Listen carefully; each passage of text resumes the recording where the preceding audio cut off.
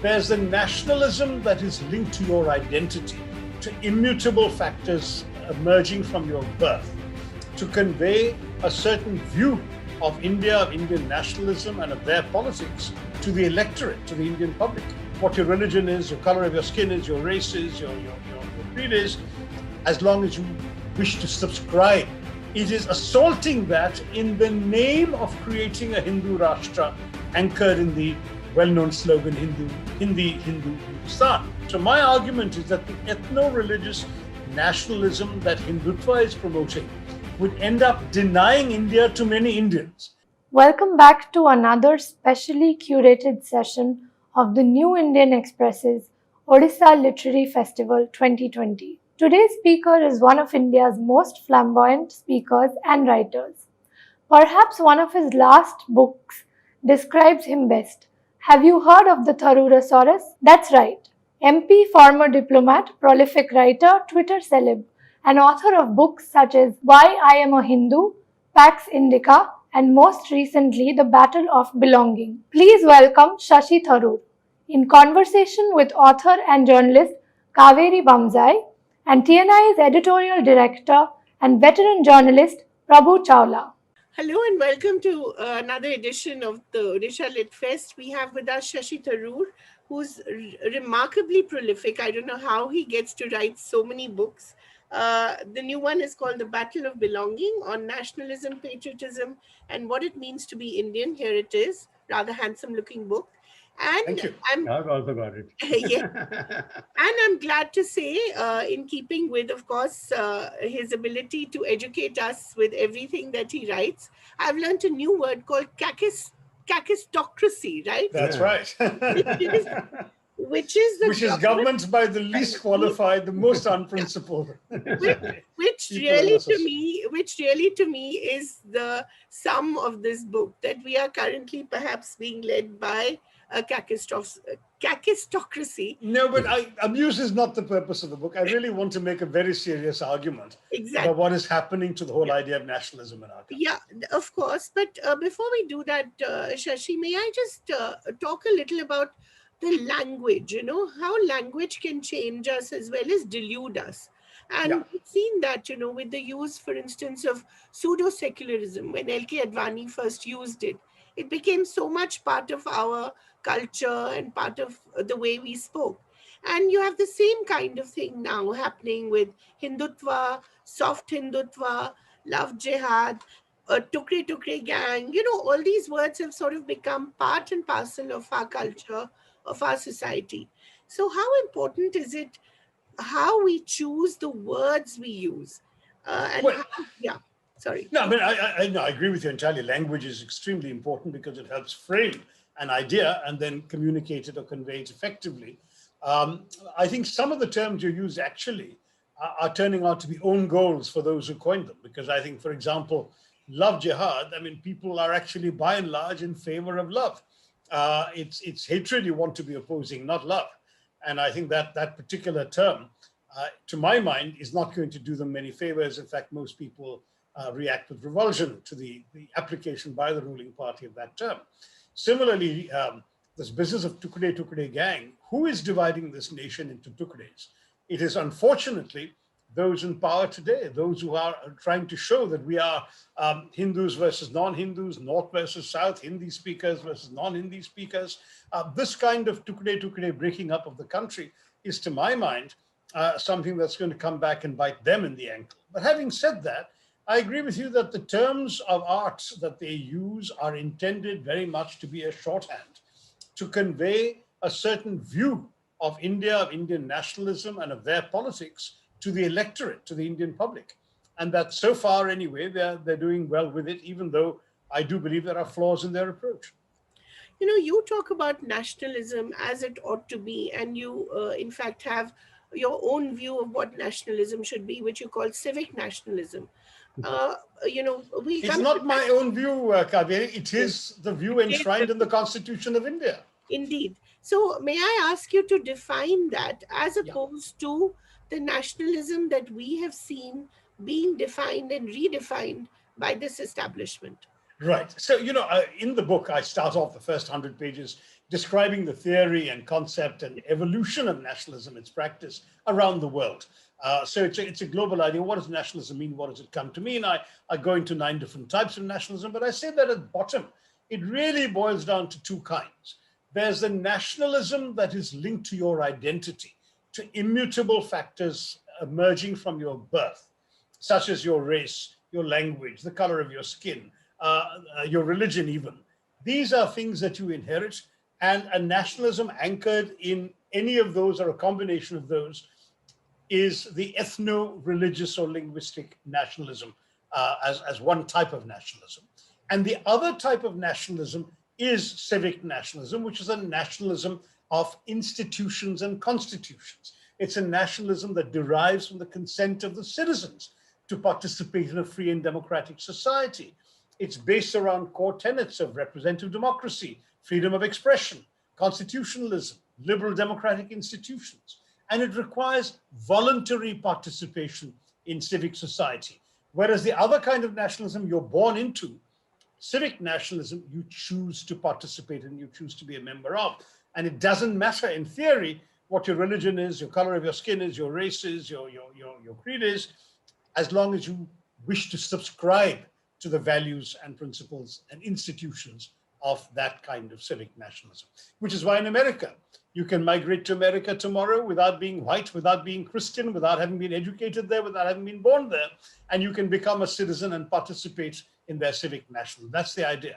But just as Mr. Trump in many ways is undermining the liberal constitutionalism that underpins that idea in America, in India, the Hindutva movement is essentially assaulting the civic nationalism enshrined in our constitution, a nationalism which safeguards the rights of all citizens, irrespective of their religion, their language, their caste, their creed, their ethnicity, their birth, all of that stuff. It is assaulting that in the name of creating a Hindu Rashtra anchored in the well-known slogan, Hindi, Hindu, Hindustan.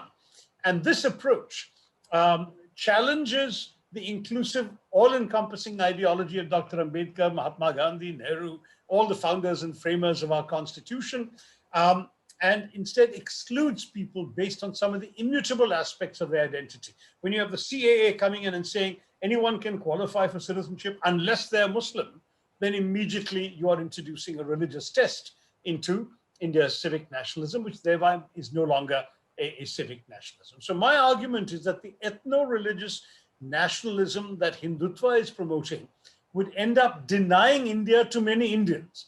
And that's a situation that no patriot can truly accept. We were told that with economic growth, with economic development, identity politics would decline. It would almost disappear. The individual's rights would rise, and the individual would become increasingly demanding of his or her own rights.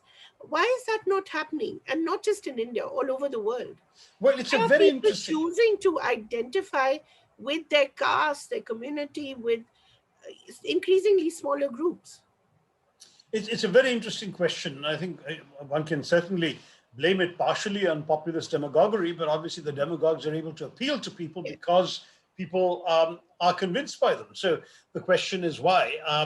I don't have an easy answer. I will say, however, that a number of external factors actually have an impact. For example, the globalist viewpoint about nationalism, which actually facilitated the world being a collection of sort of this kind of somewhat more laid-back civic nationalist countries, that became unfashionable because of the growing phenomenon of the hyper-nationalism you saw. And that's partially because globalization has winners and losers, right. And the losers began to resent the winners, and the winners were usually people in other countries, and so resentment and xenophobia and so on came up as well. And unless globalization itself becomes more equitable in the benefits it gives people, an inward-looking isolationist mindset will rise in many countries. We've seen it in Brexit. We've seen it in the American withdrawal from WHO and other international agreements. The COVID pandemic era seems to have inaugurated an era of deglobalization. So all of these things will create propitious ground to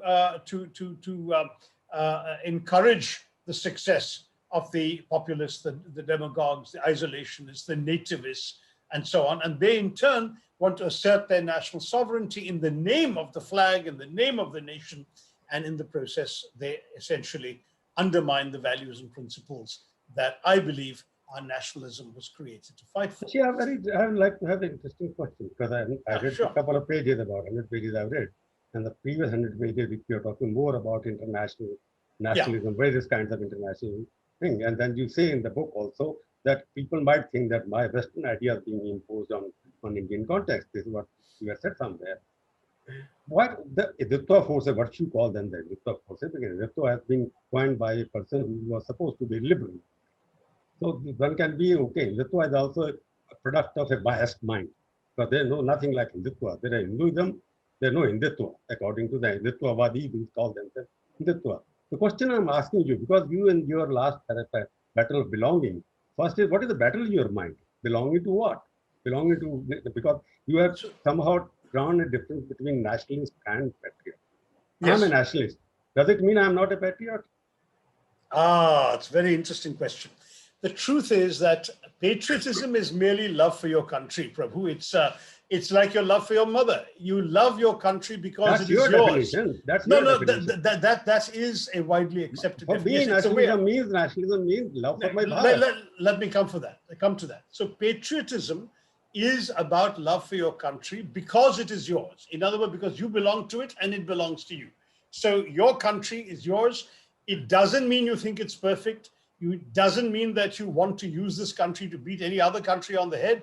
You love it because it's yours. And that intimate love, this is something Orwell has written about, Rabindranath Tagore has written about, Shashi Tharoor is standing on some very big shoulders. All I'm saying, therefore, is not my own definition. It's a very clear idea that patriotism as love for country threatens nobody else. Nationalism, however, there is an important distinction. I'm concerned about, as a liberal, which you rightly accuse me of being, it is a manufactured distinction between nationalism and patriotism. It is a real distinction. Let me say why. I'll tell you why. As I say in the book, a patriot, see, both patriots and nationalists may die for their country, may sacrifice their lives for their flag. But the difference is that a patriot is prepared to die for his country, whereas a nationalist is ready to kill for his state. Now, that's a very big distinction. The patriot No. You are making too many questions. Let me skip to one question first. Because kill for his state means, what do you mean by state? Is the nation different than the state? So the nation state is, as I've described in the book, has come into being. These are Western definitions. I'm not going to Western definitions. No. I'm saying my nation, I was born in a country which is Pakistan now. But that is not my country. I'm not a patriotic. If I say don't worry, Prabhu. I was born in London, and I can assure you that I'm not a British patriot. You've written a lot about London. You are entitled to a visa without fees and whatnot. You've written all that because sense of belonging. You're talking about. So my sense of belonging to India is part of my own struggle for belonging. But at the same time. I'm confused because you're intellectual. I can't argue with you. I'm a Dehati. I want to argue from that point of view. I'm proud to be a nationalist who is a patriot. Patriot is also a nationalist because he belongs in the country. Correct. So there's no differentiation between a country and a nation for me. So the question is, what is the idea? That is what Hinduism is. That is what Hinduism is. So I've written a different book on that called Why I'm a Hindu, which makes a very consistent point with this. So I'm asking, you will consider me as a nationalist who is not a patriot. So you have to differentiate between them because what you are defining as Hindutva, that is not Hindutva. That is the political definition of Hindutva. Correct. Well, Hindutva is a political doctrine. No, that must be there because then you are talking politics. You are not talking of actual reality of the nation. So the reality of the nation, as you rightly said, we have a patriotic nationalism. Let's put them two together and not separate them for the moment. Was what inspired the long struggle for independence. And Gandhiji, Ambedkar, and so on saw our nationalism as rooted in India's time-honored civilizational traditions of inclusivity, social justice, religious tolerance and acceptance, and the desire to forge a society that allowed individuals to flourish without barriers thrown up from birth. Yeah. So just to say that is what is being distorted by the more exclusionary and sectarian Hindutva version, because They're both nationalists, but a civic nationalist believes in an inclusive nationalism, and patriotism is something that may be in common with both. You love your country because it's yours. I love my country because it's mine. And we each have every right to claim allegiance to it and to claim it belongs to us. But the state institutions of my country that I celebrate will give the same rights to a Muslim or a Christian or a Dalit or a Northeasterner or a Hindi speaker or a Malayalam speaker. And that is what I celebrate, whereas some nationalists have, shall we say, a more exclusive idea of what it is they're fiercely proud of in their nation and what they believe they're fighting for. So there is a very important distinction. No, nationalism for me is whatever belongs to India, what was born in India, what happened in India, what was brought up in India, what was imposed in India, the Western culture. I'm coming back to the specifics now. But what belongs to India, what was made in India, what was born in India, what was treated in India, what was created in India. But I am little concerned about the sentence which you are using in your book, in your last chapter. We must remain faithful to our founding values of the 20th century. What do you mean by that? What about the 15th century, before 1000 AD? No. So as I've explained, the civic nationalism if we are I'm to talking conquer about, the looming challenge of the 21st, because you are emphasizing on 20th century, which is the rule of the Congress, which is the rule of the no, which is the rule of the culture, which is the rule of civic nationalism, which you are defining. That Prabhu, you've been skimming, and I don't blame you because it's a big, long book to finish in the time that you've had it. But the fact is that the book makes it very clear. When I speak of the founding, I mean the founding of the Republic through the Constitution of India. So the period from 47 to 50, when all these issues were debated and everyone was there, all the political tendencies in India were present in the Constituent Assembly. I've had the pleasure and immense satisfaction of reading many of these debates, the transcripts of these original debates from that period. Every issue that you and I can argue about today was actually argued about by our founding fathers and mothers, including whether, for example, Hinduism should have a special place in this country, what should be the rights. And one of the most interesting things that I came across was discovering that many Indian Muslims who had migrated to Pakistan in 47 came back in 48. And as a result, there was this whole debate as to whether it is right now that Pakistan has been created for Muslims. How can they come back? And the argument that won out is our country will not discriminate, that we are actually going to be a nation for people of all faiths. So if they want to come back to their homeland, India, and pay allegiance here, they're welcome. Now, you've got all of these and in the end, of course, the numbers ended up being rationed because and naturally many of those who had left, their places were occupied by incoming refugees. And so it was difficult for for the law and order authorities to manage the influx from Pakistan. So there was a rationing of about 2,000 people per month were allowed to come. That's another story. But I'm just saying, if you look at these ideas, they were all debated. There's nothing new. The founding values of the 47 to 50 Constituent Assembly debates were, we will be a country for everyone who wants to pay allegiance to our democracy, to our institutions, to our Satyameva Jayate principles, and to subscribe loyally to the Indian flag. You remember the story of Brigadier Usman, who could have gone to Pakistan. He was offered a number 2 position in the army there. He stayed on in India and died fighting Pakistan in the 1948 Kashmir War. See, that was the India of the founding period. And I want to recapture and fight again for that India, that an India to which everyone will feel equal allegiance and will not be made to feel that because they're not a Hindi-speaking Hindu, they're a second-class citizen, as some are made to feel today. No, Shashi, the question which you rightly pointed out, civic nationalism, which you're talking about, what about the people who refuse to talk about national anthem and you say that, okay, national anthem is part of the constitution? If they refuse to sing national anthem, are they patriot or they're anti-national? No, they're not. They're not anti-national because the Supreme Court says they're not anti-national. There was a famous case, the Jehovah's Witnesses case. You're going to legality now. Legality. I'm talking about perception. But that's the problem. Hindutva is also perception. No. Hindutva is a doctrine, ideology with its whole texts and arguments and speeches and so much to read about Hindutva that you and I have read, so we know what we're talking about. This is one particular legal opinion. The Constitution said that the Supreme Court said that according to the Constitution, you have the right to sing the national anthem. You have the right not to sing the national anthem, but you do not have the right to disrespect the national anthem. So the Jehovah's Witnesses have stood up respectfully but refused to sing it because in their religion, they will not sing praise of anyone but their Lord. That was upheld by the Supreme Court, and that's under the Constitution of India. So the civic nationalism of the Indian Constitution is very liberal. I talk about the example of Bharat Mata Ki Jai. Now, I have no problem saying Bharat Mata Ki Jai, and I've said it often enough, but I would respect the right of a fellow citizen of mine who happens to be Muslim and who says that, listen, in my interpretation of my faith, I can say Jai Bharat, I can say Jai Hind, but I will not say Bharat Mata Ki Jai because my religion does not allow me to maternalize or deify my nation as a goddess. He has the right to remain silent, whereas I'm afraid the Hindutva leaders will not give him that right to be silent. This is where we have to re-examine our consciences and ask ourselves, what exactly is our nationalism all about? Are we going to put words in people's mouths, make somebody say something they don't feel? I don't believe we should. I was never in favor of showing the national flag in movie theaters and singing the anthem, because obviously some stood up and felt it, some didn't. It was a practice, by the way, that started at the time of the 65 war, and all of us were deeply emotional about it at that time. As a child, I remember. Today, unfortunately, people are not showing respect because they've gone for entertainment, not to have their patriotism stirred up.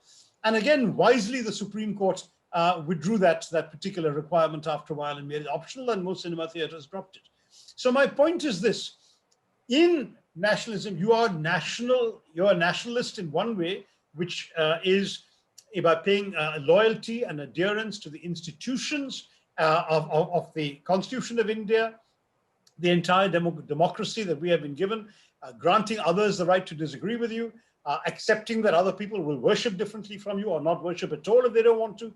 All of these things are acceptable, but you all pay common allegiance to that Indian three lions emblem, that tricolor Tiranga, and that nation state. And to my mind, that kind of nationalism embraces. Shashi, in tricolor, saffron got the top position. Right? Look at me. I mean, that's right. I've been wearing the tricolor since. You must have gone to the debates, and when this flag was formalized, why saffron was put on top. No, but again, this is to my mind. I mean, I agree with the debate, so therefore I'm asking you that. Yeah. No, so saffron is on top, and saffron is on top, by the way, the Congress flag also. So even as a Congress politician, I'm just saying. That's the difference between nationalism, because when you bring in the Congress or the BJP, then nationalism loses its impact. No. So the BJP only has saffron, whereas the Congress has saffron, green, and white, and the Indian flag is gone because saffron, green, white way. But let me just say, the Congress owned India, no? That's why they got the flag because they were in power. They decided, okay, we will decide the flag and we'll decide the party flag also. It was a nationalist movement after all. And by the way, it was the flag was actually devised by Madame Kama, who was a Parsi lady. So let's accept that India as a civilization embraces diversity, and the flag itself reflects that diversity. Hindutva challenges diversity. They prefer what they call unity is actually uniformity. Whereas my view is that our unity will come out of celebrating our diversity. My argument is you can be many things in one thing. You can be a good Hindu, you can be a good Muslim. I mean, you can be a good Muslim, a good Keralite, and a good Indian all at the same time. You can have allegiance to your Muslim faith. You can have allegiance to your Kerala state. You can have allegiance to the flag of India, provided the flag of India and that nation of India and the Constitution of India triumphs, because it is that which guarantees you the security to be a good Muslim in India or a good Keralite in India. That's my argument. Now, that kind of nationalism. It's a literature point, because nationalism literature is now emerging out, because for 70 years, the other side of the nationalism was always suppressed. So there were no writers, no voices, only so-called, according to Hindutva portraits, according to what they are saying. But they were not allowed to write anything, they were not given any prominence in the institutions, and what Theresa May calls the flexibles have taken over the institutions here, and they try to impose their will, because flexible, as she rightly pointed out, they are nowhere. It means that citizens, people who are flexible, who can change their whatever. So I'm saying that nationalism, what you are saying and what the BJP and Saffron side say, there's a difference. But I'm saying Prime Minister Modi, for example, ever since he has come, the debate has become much more pronounced and much more serious. What has he said which you think is not civic nationalism? So as Prime Minister. So when the Prime Minister personally has been careful not to say too many offensive things as Prime Minister, though he does have a paper trail before that. However, he has done some soft signaling. So when he says that you can tell the rioters by their clothes, you know whose clothes he's referring to. when he refers to Rahul Maybe referring Gandhi. to saffron clothes as well. They are the writers. No, yeah, he No, wasn't yeah, calling but I'm them. just asking that why saffron clothes is also writers. They are saying all It the happened. people we have seen. It happened to be the riots that were provoked by the CAA and the NRC in Assam. That was the time He he said made it that before that. statement. He And said then it he made a before. statement. He made a statement when Assam was going up in flames, and he had to cancel the trip of Shinzo Abe, the Japanese Prime Minister. They were supposed to meet in Guwahati, and the Japanese cancelled. So anyway, the point is that there is a certain amount of soft signaling. I know you're a cricket fan, as I am, and you know how the umpires do some soft signaling. I think the Prime Minister has done some of that when he calls Rahul Gandhi Shehzada rather than Yuvraj. What is he doing? He's trying to tar him with Now he a started Muslim. calling him Yuvraj now. No? No, no, Now he no, started. no. He's only said that in Bihar. But the Shehzada thing goes back to two elections, 14 Correct. and 19. Then similarly, when he talks about Kabristan and Smashan Ghat and so on, I mean, you know that there have been a number of statements which are not directly bigoted, but which very clearly convey a signal that I'm speaking up for a particular community and I'm critical of another community. And that kind of thing, to my mind, is divisive. Now, when you say what is not part of civic nationalism, to my mind, civic nationalism would have required the government to actually show more respect to independent institutions and ideals than it has done. I have been disappointed by many of the ways in which the autonomy and independence of some of our institutions have been hollowed out under this government, and I've gone into that in some detail in the book. But the larger question is, do we strengthen the institutions of our civic nationalism, and do we let everyone feel equally welcome in it? Or do we create an atmosphere in which some are more welcome than others? See, when the Home Minister of India says in Parliament in both houses separately that as far as he is concerned, the NRC and the CAA are going to follow in, I beg your pardon, the CAA and then the NRC are going to follow in sequence. And the CAA means that those who are excluded will have to provide documentation to prove who they are. And the NRC is going to essentially exclude only, shall we say, one community because the others are covered by the provisions of the CAA and they can therefore be given a free pass to remain in this country. Then some real questions are asked because this is the argument that was settled in the different direction in the Constituent Assembly. The argument about whether this is a natural country of the Hindus and everyone else is guests, which is the RSS or Hindutva idea, or whether the argument is that this is a country for everybody who has participated in growing its civilization over the last 3,000 years or 4,000 years, and therefore everyone has an equal claim. I mean, there are Christians in my state of Kerala who were Christian before any European was Christian. Am I going to tell them that they are less Indian because they're not Hindu? I mean, we have to be a little understanding of the very rich, diverse, and welcoming history of our country. And sadly, I don't believe that many in the ruling party have that sense of accommodation and acceptance. I anchor my Hinduism, as you know from my previous book, very strongly in Swami Vivekananda's teachings. I've been a sort of a disciple of his teachings from a very young age, largely because, of course, he did almost all his preaching in English, so I could read him in the original. And he was very clear. He said, listen, the Shiva Mahimna Stotram says that as different rivers, some straight, some crooked, will all flow and end up in the same sea, so also all forms of worship are to the Hindu equally valid. They all end up in the same divine. Ekam sat vipra bahuda vadanti. And this idea is something which is cardinal to Vivekananda's Hinduism. It's cardinal to Mahatma Gandhi's modern interpretation of his Hindu faith, which is why when he sang Raghupati Raghava Raja Ram, the second line was Ishvara Allah Tero Naam.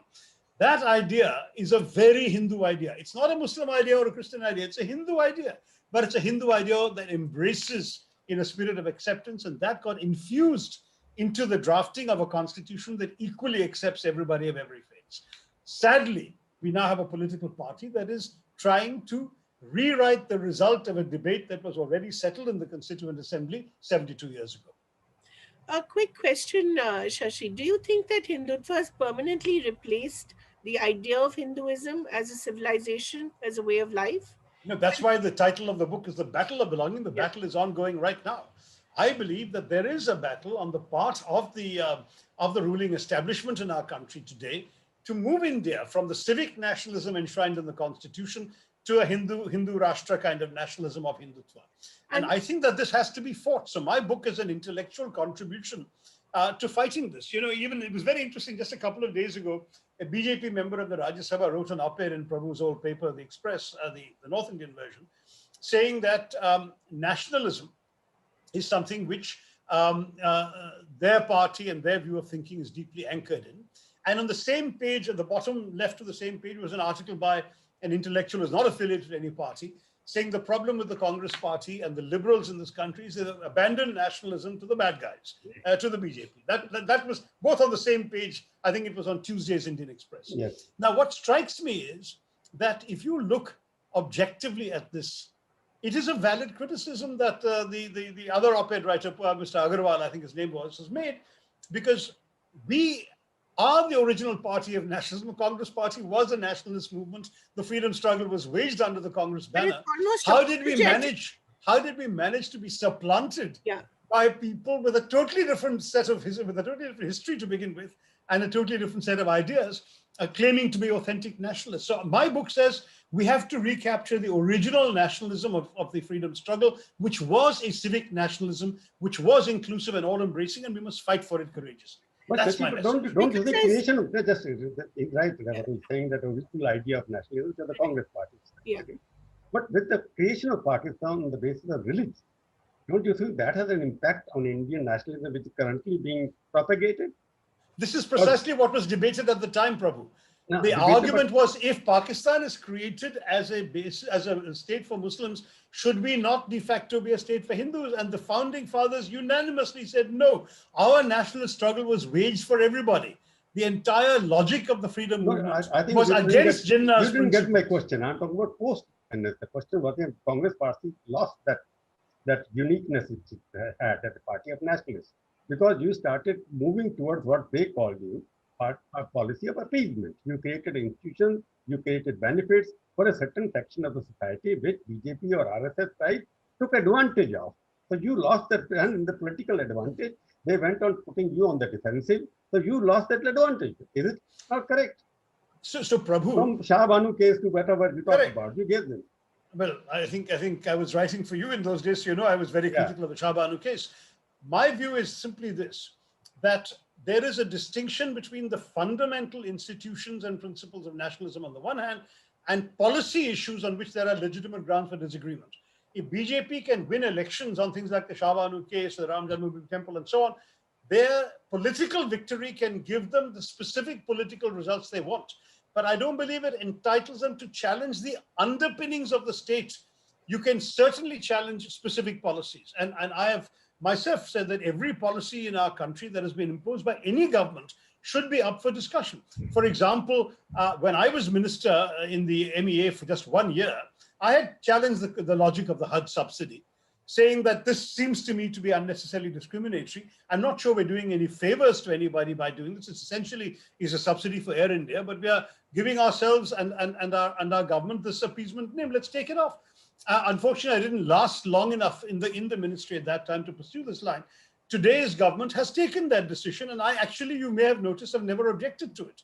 So it's not that, see, what is sometimes portrayed as appeasement is simply a public policy choice. And all public policy choices in any democracy are legitimately open for discussion and debate, and can be overturned by election results, and can also be overturned by reformist governments changing their own policies. Just as Narasimha Rao undid Jawaharlal Nehru's economic policies in many ways while claiming continuity, that was his magic. Similarly, you could argue that either a Congress government or a BJP government can undo half these policies. It can cancel the BJP government has been in power for 6 years. Have they done anything about the Shah Banu Muslim Women Protection of Rights Upon Divorce Act? They haven't. It's still there. So all I'm saying is that any government can undo the actions of any previous government, but nobody has a right to undo the basic logic of the Constitution, which is that we are a country for everybody. We will not buy into the logic of Pakistan. We will not reduce India into a Hindutva version of Pakistan. That's my point. No, Shashi, I'm just academic question. If there were no Pakistan, do you think this kind of narrative would have taken place? Yes, because, again, remember, I'm coming from the south where this is the reality I live and work in every day. In Kerala, as I said, we have Jews going back to before the Ramayana was written. We have, or at least the Mahabharata was written. We have Christians going back to the birth time of the first century after Christ. We have multiple faiths, traders from every faith. Islam came to us in peace through traders and missionaries. And the local Kerala king actually went to Arabia to meet the Prophet in his lifetime. He died there, but as a result, the Kerala coconut. But Shashi, you are referring to the races which have not offensive, they were not violent. What has happened, the violent invaders, Mughals and whatnot, who destroyed many of the cultural heritages of India, that is the reason for new kind of nationalism which is emerging. You have to accept that. So I, as you know, have passionately expressed my nationalism against the British who came and raided, looted, killed, and drained our resources to their country. But I don't feel the same way about those who raided, looted, killed, but stayed and spent their loot in this country. There is a big difference. The Mughals mingled their blood with the soil of this nation. From the first Mughal onwards, they had, in fact, Hindu, many cases, Rajput wives. And so each son was already progressively less and less a foreigner. So that as far as I was concerned, the Mughals and the courtiers around them and the institutions, the buildings they built, the handicrafts they sponsored, Are you justifying all of what that is Mughals, Indian. Are you justifying what Mughals did in 1,000 years? I don't need to justify it. It's happened in the past. It's over. See, history, but now history is not something you can take revenge on. You are criticizing Britishers. You are written Yeah. about it. But you are keeping quiet about the atrocity and whatever the Hindus thought to say about the Mughals. That's the whole fight of nationalism now. Cultural nationalism, they are talking about Mughal history. They don't talk about Christians. You are talking at various, during the discourse, you have spoken about Christian, Jews, but you are refrained from speaking about Mughals because... No, Muslims have also been talked about. I said they came in the lifetime of the Prophet. No, that's the difference between nationalism, what they talk, and nationalism, which you talk. You don't talk about Mughals, what they did. You are accepting as a cultural, what happened at that time. It was cultural amalgamation of two societies. And what they married, there were Rajput girls, and they married whatever. You're justifying all that, is it? No, Prabhu. Again, I have described in great detail in my earlier books the atrocities that were committed in the past as well. My main point in responding to what you said was the distinction between those who stayed in this country, who perhaps behaved abominably, but frankly, in those days, it was not a monolithic Hindu versus Muslim. There were Hindus fighting on the Muslim Mughal side. There were Muslims fighting on the Hindu warrior side. Shivaji had Muslim artillery captains. Aurangzeb had the Hindu generals. I mean, frankly, it's all very, it's the period. But what I'm saying is that whatever they did, whatever they built, whatever they stole, wasn't being sent off to Samarkand or Bukhara. It was being spent in India, built in India, devoted to India. The British, what I blame them for is that the sweat of our brow was being taken off and sent off to build mansions in London. That's the big difference. And to my mind, there is a qualitative difference. In neither case am I talking about rage and revenge, which unfortunately many in the Hindutva movement talk about. Because for me, you cannot revenge yourself upon history. History is its own revenge. All I've said about the British is, let us do one thing very clearly. We must learn to forgive, but never to forget. And that's fine. But we that's have what to they're saying. That's why Hindutva say that we have not forgotten what happened to Indian culture. Okay, but you have to forgive.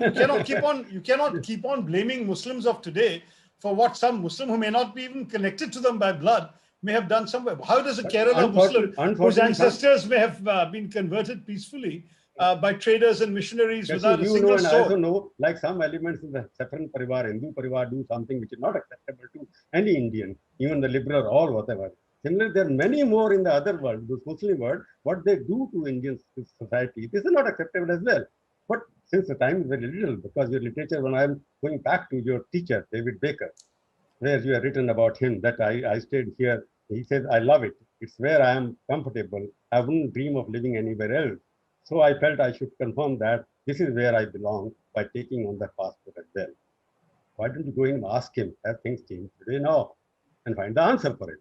The India which he chose 40 years ago, is it the same India which he trying to live? That will answer, give you more credible answer than the politically committed Shashi Tharoor. No, he's a scholar of Indian nationalism. In yeah, fact, so that's right. His view I would like to hear again. Yeah, it's not particularly sympathetic to the sectarian view, I can tell you. Anyway. He's a Christian. He's not an Hindu. That's true. That's true. So, but India, as I said, in our civic nationalist incarnation, has to be a country that welcomes all. The David Bakers, I talked about the story of Major M.A.R. Sheikh, who died in Pakistani hands in the 65 war. I talk about the story of Ansar Hussain Khan in the book, who fought for 20 years to give up his Pakistani passport and get an Indian passport as a senior UN official because he refused to believe in the two-nation theory, even though he was born in Pakistan, and he won eventually. But all of these stories, India must be a country that appeals to all these people, and it can only appeal to them as a democracy anchored in liberal constitutionalism and sustained by civic nationalism, as opposed to the ethno-religious linguistic nationalism of the Hindutva movement. We're playing with words, civic nationalism and cultural nationalism. We are dependent from nationalism. No, these are not words, these are concepts, these are important ideas. You use Muslim name and David about your teacher. I would like to give us the names of some Shamsher Singh or some Khan. There are so many Khans and Husains in India. We are proud of them. But give a name, any Sharma or Singh who is popular in Bangladesh as Khan are here. That explains the whole concept of nationalism. Oh, I don't agree with that, but I think we're getting off on a total tangent. Who the Bangladeshis want to celebrate may not matter to me, though I do know many Bangladeshis who revere Rabindranath. I know many Bangladeshis who revere Rabindranath Tagore, and he's, as you know, a Hindu. So that's not really a valid argument, honestly. Talking about distinctions. Yes, Kaveri. Talking about distinctions, Shashi. How do you distinguish Moditva and Hindutva, which is another interesting concept you read? That's been done at much greater length in my book, The Paradoxical Prime Minister, where I came up with the concept and described it over a few dozen pages. The idea is that it's Hindutva plus the personality cult around Modi that gives you Moditva. And Moditva has its own peculiarities because it is certainly anchored in Hindutva, no doubt about it, but it goes beyond Hindutva. Certainly, the original sort of RSS proponents would never be happy with the idea of a personality cult around any leader in the Hindutva movement. They actually believe in self-abnegation. And here we have a man who is essentially, even visually, becoming a sort of Raj Rishi for this country, and trying to portray. Shashi, I'll correct you here because RSS philosophy is Ek Chalika Nrititva, that they follow one person. That's the way. But that one person is meant to be the Sarsang Chalak, is not meant to be the Prime Minister. So he's Sarsang Chalak of a political party. So do you think Moditva will triumph over Hindutva?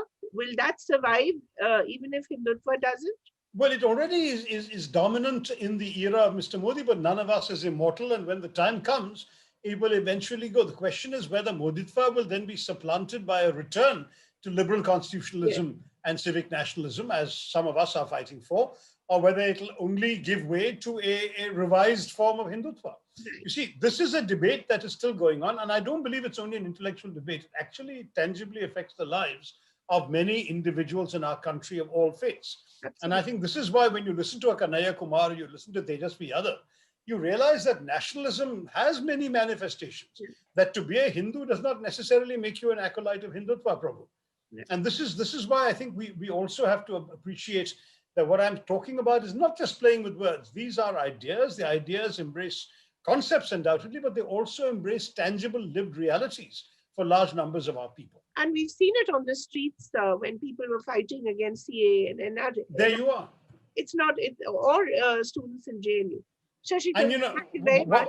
Thank you, Kaveri. Thank you very much. And just, when you mentioned CAA, one last word. I saw a photograph the other day of a teenage girl in a hijab holding up a banner saying, "Who the hell are you to tell me I'm not Indian?" And I thought that was absolutely point on. She was right. That's the problem. That's the problem. She has the right to claim to be Indian. You explain Indianism through symbolism. That's what is happening in this question. You pick up one example and ignore 20 other examples. That's the fight which Modi is using, or Moditva. No, I will tell you that as a nationalist, Prabhu, you ought to welcome all those who want to identify themselves with your nation. No, but you want to welcome. Your team is getting larger. If you embrace others, your team is larger. You are not accepting this. For you, symbolism is the only way of proving your liberalism. That is what is harming your nationalism. It's been a very exciting one. Thank you, Prabhu Tavla. Thank you, Shashi Tharoor. And all the very best for your new book, The Battle of All the best. Thank you all. He's still battling. I think he's still battling. Still battling. Thanks very much. Take care. All the best. And all the best to the people of Odisha. All the best in your battle. Finally, you will win. Thank you, Prabhu. I believe so too. Thank you. We hope you loved this session. Thank you for watching. You can catch the schedule for OLF 2020 and watch all the other sessions at www.newindianexpress.com and www.eventexpress.com. If you're more of a social media person, catch these clips live on our Facebook, Twitter, and YouTube channels.